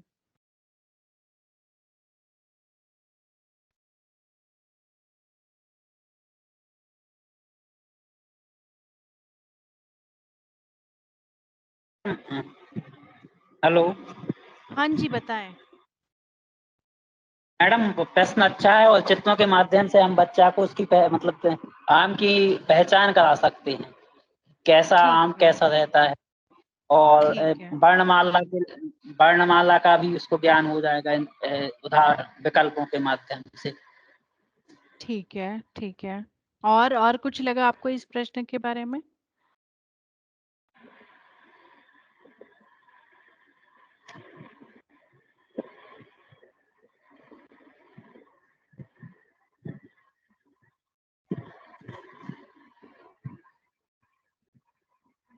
मैम जैसे प्रश्न में बताया हुआ है हम्म कि नीचे आम की किस्मों के कुछ नाम दिए हैं, हम्म इनका सही वर्णमाला क्रम चुने। तो यहाँ हम्म पर चित्रों की कोई आवश्यकता मुझे लगती नहीं है मैम कि चित्र बताकर ही करें। वेरी तो गुड केवल आप पॉइंट। वर्णमाला में पूछ रहे हैं तो केवल नाम ही काफी है कि हाँ किस क्रम में हो सकता है, चित्रों का औचित्य नहीं है। बिल्कुल, बहुत अच्छा पॉइंट है कमलदीप जी आपका भी। और पहले शायद हेमेंद्र सर ने बोला था या जिन भी सर ने बोला था, उनका पॉइंट भी अ, अलग तरह से अच्छा था। जैसे कि उन्होंने ये बताया कि अगर बच्चों को आम की किस्में कैसी दिखती हैं ये बताना है, तो इसमें चित्र दिया गया है, ठीक है। तो हम इस चित्र का प्रयोग कब करेंगे? हम इस चित्र का प्रयोग तब करेंगे जब हम उन्हें आम की किस्मों के बारे में बताना चाहते हैं, जब हम उन्हें दिखाना चाहते हैं कि आम की किस्में कैसी होती हैं। पर जैसे कि कमलदीप जी ने कहा कि अगर हम ये जांचना चाह रहे हैं कि वर्णमाला क्रम क्या है, तो अगर उनको चित्र नहीं भी दिया, क्या इस चित्र से वर्णमाला क्रम को समझने में मदद मिल रही है? हाँ या ना? नहीं मैडम। बिल्कुल नहीं मिल रही है। इस चित्र का वर्णमाला क्रम से कोई लेना देना नहीं है, ठीक है। तो हालांकि क्या होता है कि जब छोटी कक्षा के छात्र होते हैं तो चित्र देखकर उनको ज्यादा रुचिकर लगता है ना, उनको चीजें ज्यादा समझ में आती है। पर हम चित्र का प्रयोग तभी करते हैं ना जब हम उन्हें बताना चाहते हैं कि कबूतर है तो देखिए कबूतर ऐसे दिखता है, ये क वर्ण से शुरू होता है इत्यादि, ठीक है। और वर्णमाला क्रम में उसका कोई महत्व नहीं है। अगर ये चित्र हटा भी दिया जाए तो इस प्रश्न की गुणवत्ता पे कोई असर पड़ेगा? नहीं पड़ेगा मैडम, जरूरत नहीं है चित्रों की। एग्जैक्टली, इसीलिए चित्र का प्रयोग तब करें जब वह प्रश्न को या किसी विकल्प को समझने के लिए आवश्यक हो, उससे कोई वैल्यू बढ़े प्रश्न की, या फिर उससे प्रश्न की गुणवत्ता बढ़े। अगर उन सब वो सब नहीं हो रहा है तो ऐसा चित्रों का प्रयोग करना बिल्कुल भी आवश्यक नहीं है। यही पॉइंट मैं इससे बताना चाह रही थी, और ये दोनों पॉइंट आपने बहुत अच्छे से बताए, थैंक यू। अब जी मैम, और देखिए, चित्रों का उपयोग भी यदि मैम करना है तो चित्र स्पष्ट होना चाहिए यस, कि हाँ वो लंगड़ा है तो क्या चित्र में वो लंगड़ा आम ही दिख रहा है दिख या रहा है। तोतापरी जो है। Exactly, exactly. जी। चित्र का स्पष्ट और अच्छा होना भी बहुत जरूरी पॉइंट है। वेरी गुड पॉइंट कमलदीप जी। चित्र में अगर कुछ शब्द लिखे हैं तो वो शब्द स्पष्ट रूप से दिखने चाहिए। तो ये सारी बातें प्रश्न और चित्र से संबंधित हैं और बहुत आवश्यक हैं, ठीक है। Thank you so much. अब आप देखिए, इसी तरह से आपको भी उदाहरण उठाने हैं प्रश्नों के, ठीक है। और आप जब क्वेश्चन रेटिंग एक्सरसाइज बनाएंगे तो इसी तरह से उदाहरण उठा के आपके दिमाग में ये बात आनी चाहिए कि अगर ये पॉइंट बताना है तो मैं इसके लिए कौन सा उदाहरण चुनूं, ताकि जो पार्टिसिपेंट्स हैं वो इस तरह से उस पर चर्चा कर सकें। तो कल जब मैंने ये स्लाइड बनाई, मैंने इसमें ये उदाहरण डाला, और मैं चाहती थी कि आप लोग इस तरह के पॉइंट्स बताएं, और आपने वो पॉइंट्स बताए। आपको समझ में आ रहा है अब? तो आपको भी इसी तरह से उदाहरण चुनने हैं ताकि आपके पार्टिसिपेंट्स भी प्रश्नों से संबंधित पॉइंट्स को पहचान सके उन उदाहरणों से, और उनके बारे में चर्चा कर सके, ठीक है। चलिए नेक्स्ट स्लाइड। अर्थपूर्ण और गहरी समझ देता है। उम्म, हाँ, अब ये जो पहला प्रश्न है इसे देखिए। निम्नलिखित में से किस वाक्य में कालवाचक संबंध बोधक का प्रयोग हुआ है? कल शानू मुझे हैदराबाद के बारे में बता रही थी, दिल्ली पहुंचने के बाद मुझे फोन जरूर करना, बिमल रोज अपनी बेटी के साथ खेलता है, ये आलू में पराठे बनाने के लिए लाया हूँ। ये और इसका अगला वाला प्रश्न, इन दोनों को प्लीज पढ़िए और जल्दी से चर्चा कीजिए। तो प्रीति, मेरा ये कहना है कि इस बार सर लोगों को ही बोलते हैं कि ये स्लाइड यस आप ही समझाएंगे। पार्थ, और कितने स्लाइड है अभी हमारे पास? We have like 10 more minutes, इसीलिए मैं पूछ रही हूँ। This is the last slide. हो गया, वेरी गुड, एक्सीलेंट टाइमिंग। चलिए। हाँ जी सर, प्लीज, और सब लोग इसमें पार्ट लेंगे। आप हर चीज देखेंगे, क्वेश्चन क्या है, उसके ऑप्शंस कैसे हैं, क्या क्या एलिमेंट्स है इसमें, क्वेश्चन अच्छा है बुरा है क्या है, इसे सुधारा जा सकता है, क्या किया जा सकता है। बस एक लास्ट चीज मैं बताऊंगी कि जो सेकंड वाला क्वेश्चन है जिसमें शबाना के पास और ये दिया है, तो इसमें कोष्टक में जो प्रतिशत दिए हैं वो प्रतिशत बताते हैं कि कितने प्रतिशत बच्चों ने कौन सा उत्तर चुना। ठीक है, तो 10% बच्चों ने ये चुना, 31 ने ये, 15 ने ये, 36 ने ये। ठीक है, ये सब कुछ पढ़कर चलिए अब आप चर्चा कीजिए। बहुत अच्छा डिस्कशन फिर हम करें इस पे और आज के वर्कशॉप को सफलतापूर्वक संपन्न करें। चलिए।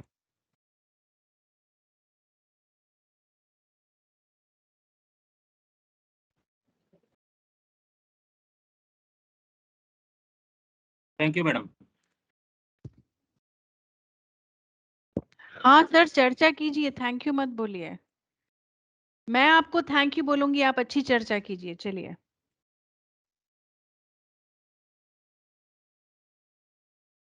प्लीज क्वेश्चन को पढ़िए, ऑप्शंस को पढ़िए, समझिए और डिस्कशन कीजिए इसमें। चलिए।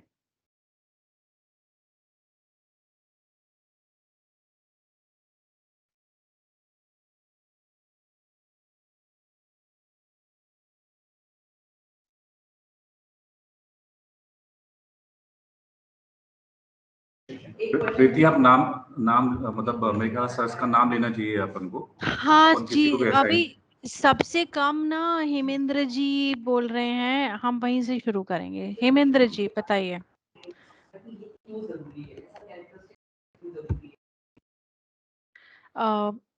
पार्थ आप वो स्लाइड ले आइए ना प्लीज, जो लास्ट वाली थी। हाँ जी, थैंक यू। हेमेंद्र जी जल्दी से प्लीज। मैडम इसमें कहाँ गया वो कालबाधक कालवाचक संबंध बोधक, इसमें पहला ऑप्शन सही होगा। पहला ऑप्शन काल सही है? अच्छा, हाँ, पहला ऑप्शन क्यों सही है? क्योंकि इसमें समय के बारे में पूछा गया है, कालवाचक संबंध बोधक, और ठीक पहला है, और तीसरे में भी समय का प्रयोग हो रहा है, विमल रोज अच्छा लिख। ठीक है, तो फिर तो 1 और 3 दोनों सही हो गए। लेकिन 2 और 4 तो हो ही नहीं सकते इसके। और अच्छा, 2 और 4 हो ही नहीं सकते और 1 और 3 दोनों सही हो गए, यानी कि प्रश्न में गड़बड़ है, प्रश्न को जी सुधारने की आवश्यकता है। तो प्रश्न को कैसे सुधारा जाए? और कोई लोग इनसे सहमत हैं हेमेंद्र सर से?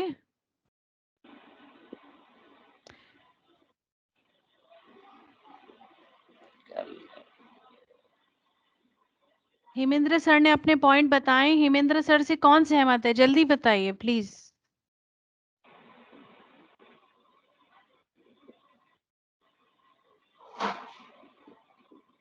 अच्छा, क्या आप सबको पता है कालवाचक संबंध बोधक क्या होते हैं?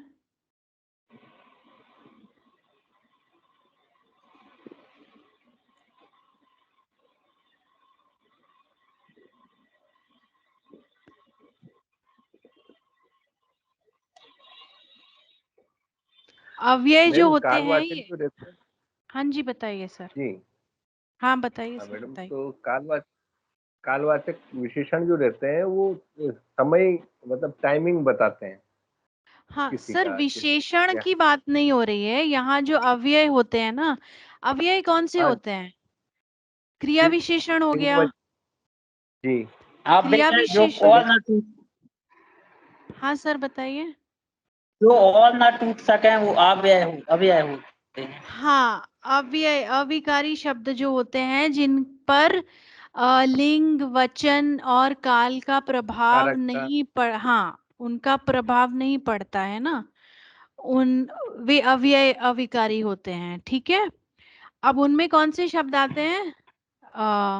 अच्छा सुनिए, अगर आपको संबंध, कालवाचक संबंध बोधक के बारे में अभी इतना स्पष्ट नहीं है तो आप इसे छोड़ दीजिए, आप नीचे वाला प्रश्न देखिए, इस पे मैं चर्चा करूंगी बहुत जल्दी से और मैं बाद में बता दूंगी।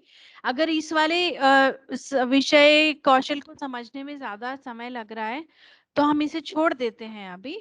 सेकंड वाला देखते हैं क्योंकि वह काफी स्पष्ट है।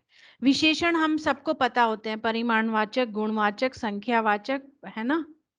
विशेषण सबको पता है ना हम सबको सर, हेमेंद्र सर?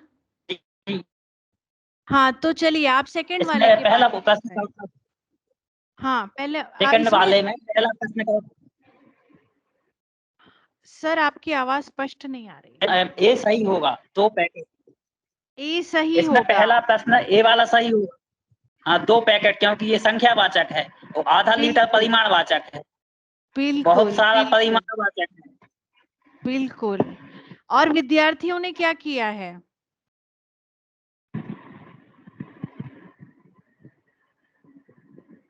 बताएं हेमंत जी, ये जो विद्यार्थियों ने क्वेश्चन, आधा लीटर लगा दिया है ज्यादा। हाँ और उसके बाद उन्होंने क्या किया है? बहुत सारा लगा दिया है ना। बहुत सारा। यानी हाँ, कि विद्यार्थी क्या कर रहे हैं?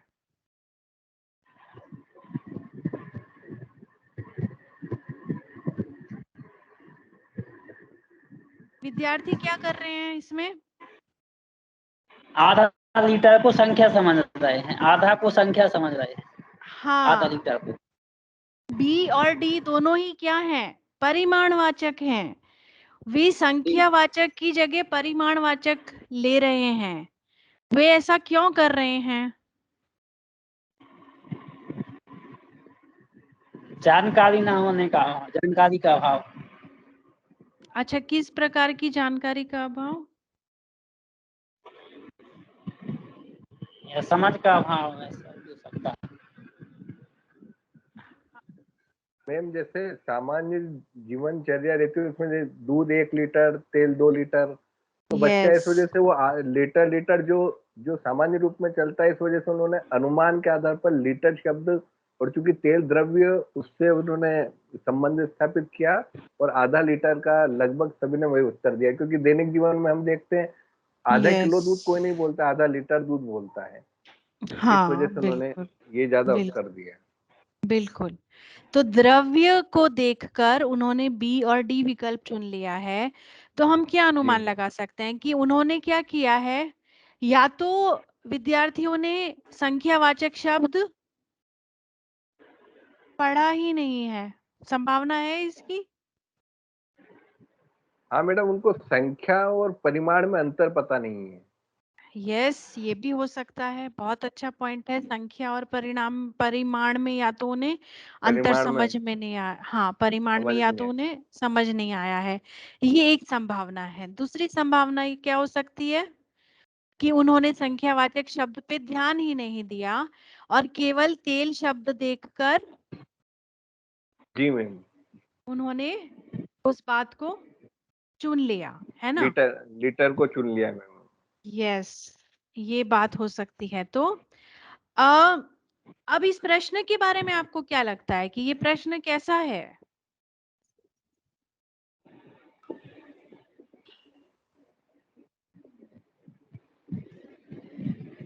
मैम समझ परक है। समझ पर आधारित है। जिन जिन विद्यार्थियों को अच्छे से समझ आ गया है कि संख्यावाचक परिमाणवाचक क्या है, वे इसका प्रश्न का उत्तर दे पाएंगे।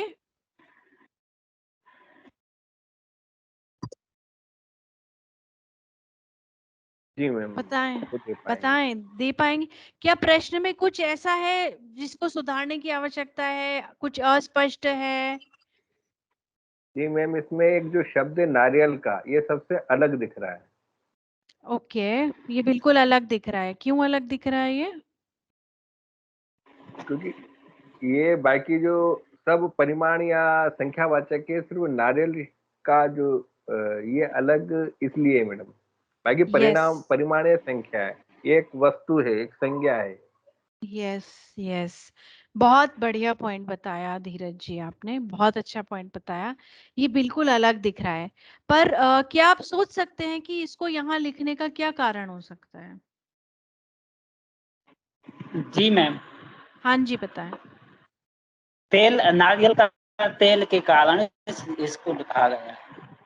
हाँ, क्योंकि हमने प्रश्न बनाया है विशेषण के भेद पर, है ना, कि कई प्रकार के कुछ जो भी 3-4 प्रकार के विशेषण होते हैं, तो अगर सी को चुना जाए तो कौन सा विशेषण हो गया?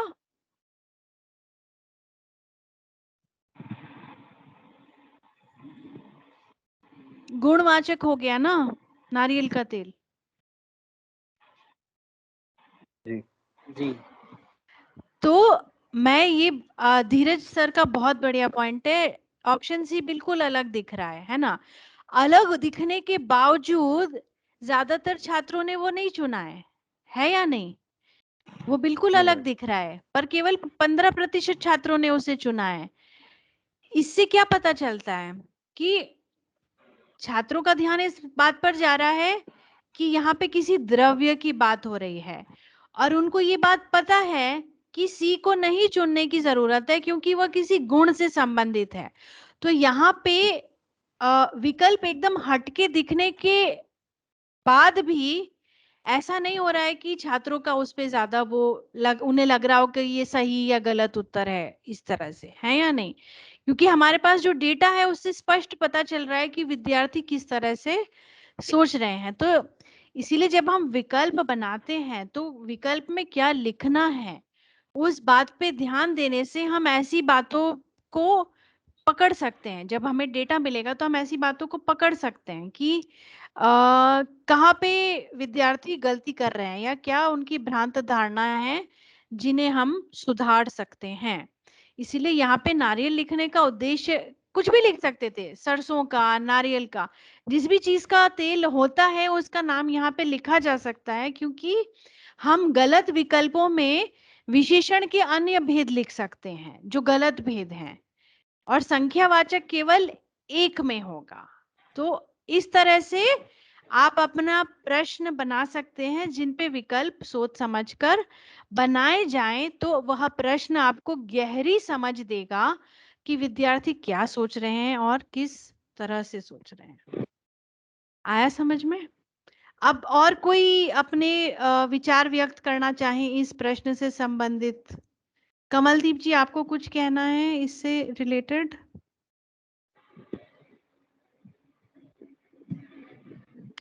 नहीं मैडम। ठीक है, तो यही मैं डिस्कस करना चाह रही थी। और पहला वाला जो क्वेश्चन है इसमें मैं बहुत जल्दी से समझा के इसे बंद कर दूंगी, क्योंकि ये टॉपिक बहुत ज्यादा कॉमन नहीं है। जो संबंध बोधक होते हैं उनके सामने हमेशा कारक चिन्ह होता है, के और की, इस तरह के कारक चिन्ह हमेशा होते हैं, तो वो तुरंत पहचान में आ जाते हैं। अब यहाँ पे जो ये क्वेश्चन है इसमें ऑप्शन 1 और 3 में कल, शानू, बिमल, रोज, इसमें कल और रोज क्या है? ये क्रिया विशेषण है, ये संबंध बोधक नहीं है। यहाँ पे संबंध बोधक है के बारे, के बाद, के साथ, के लिए, ये जो शब्द होते हैं ये संबंध बोधक होते हैं। तो संबंध बोधक काल से संबंध बोधक किस में आया है? केवल विकल्प 2 में आया है। दिल्ली पहुंचने के बाद ये काल को बता रहा है, मुझे फोन जरूर करना। तो यहाँ पे ऑप्शन 1 और 3 रखने से हमें क्या फायदा होगा, आप बताइए?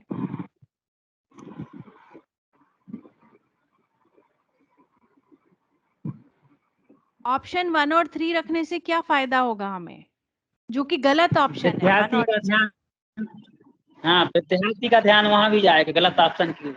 हाँ, क्यों जाएगा? इसलिए कि उसमें कल और रोज जैसे शब्द काल आए बोधक हैं, ठीक है। और मान लीजिए अगर मैंने ऑप्शन 3 चुना, बिमल रोज अपनी बेटी के साथ खेलता है, तो इससे क्या पता चलता है मेरे बारे में?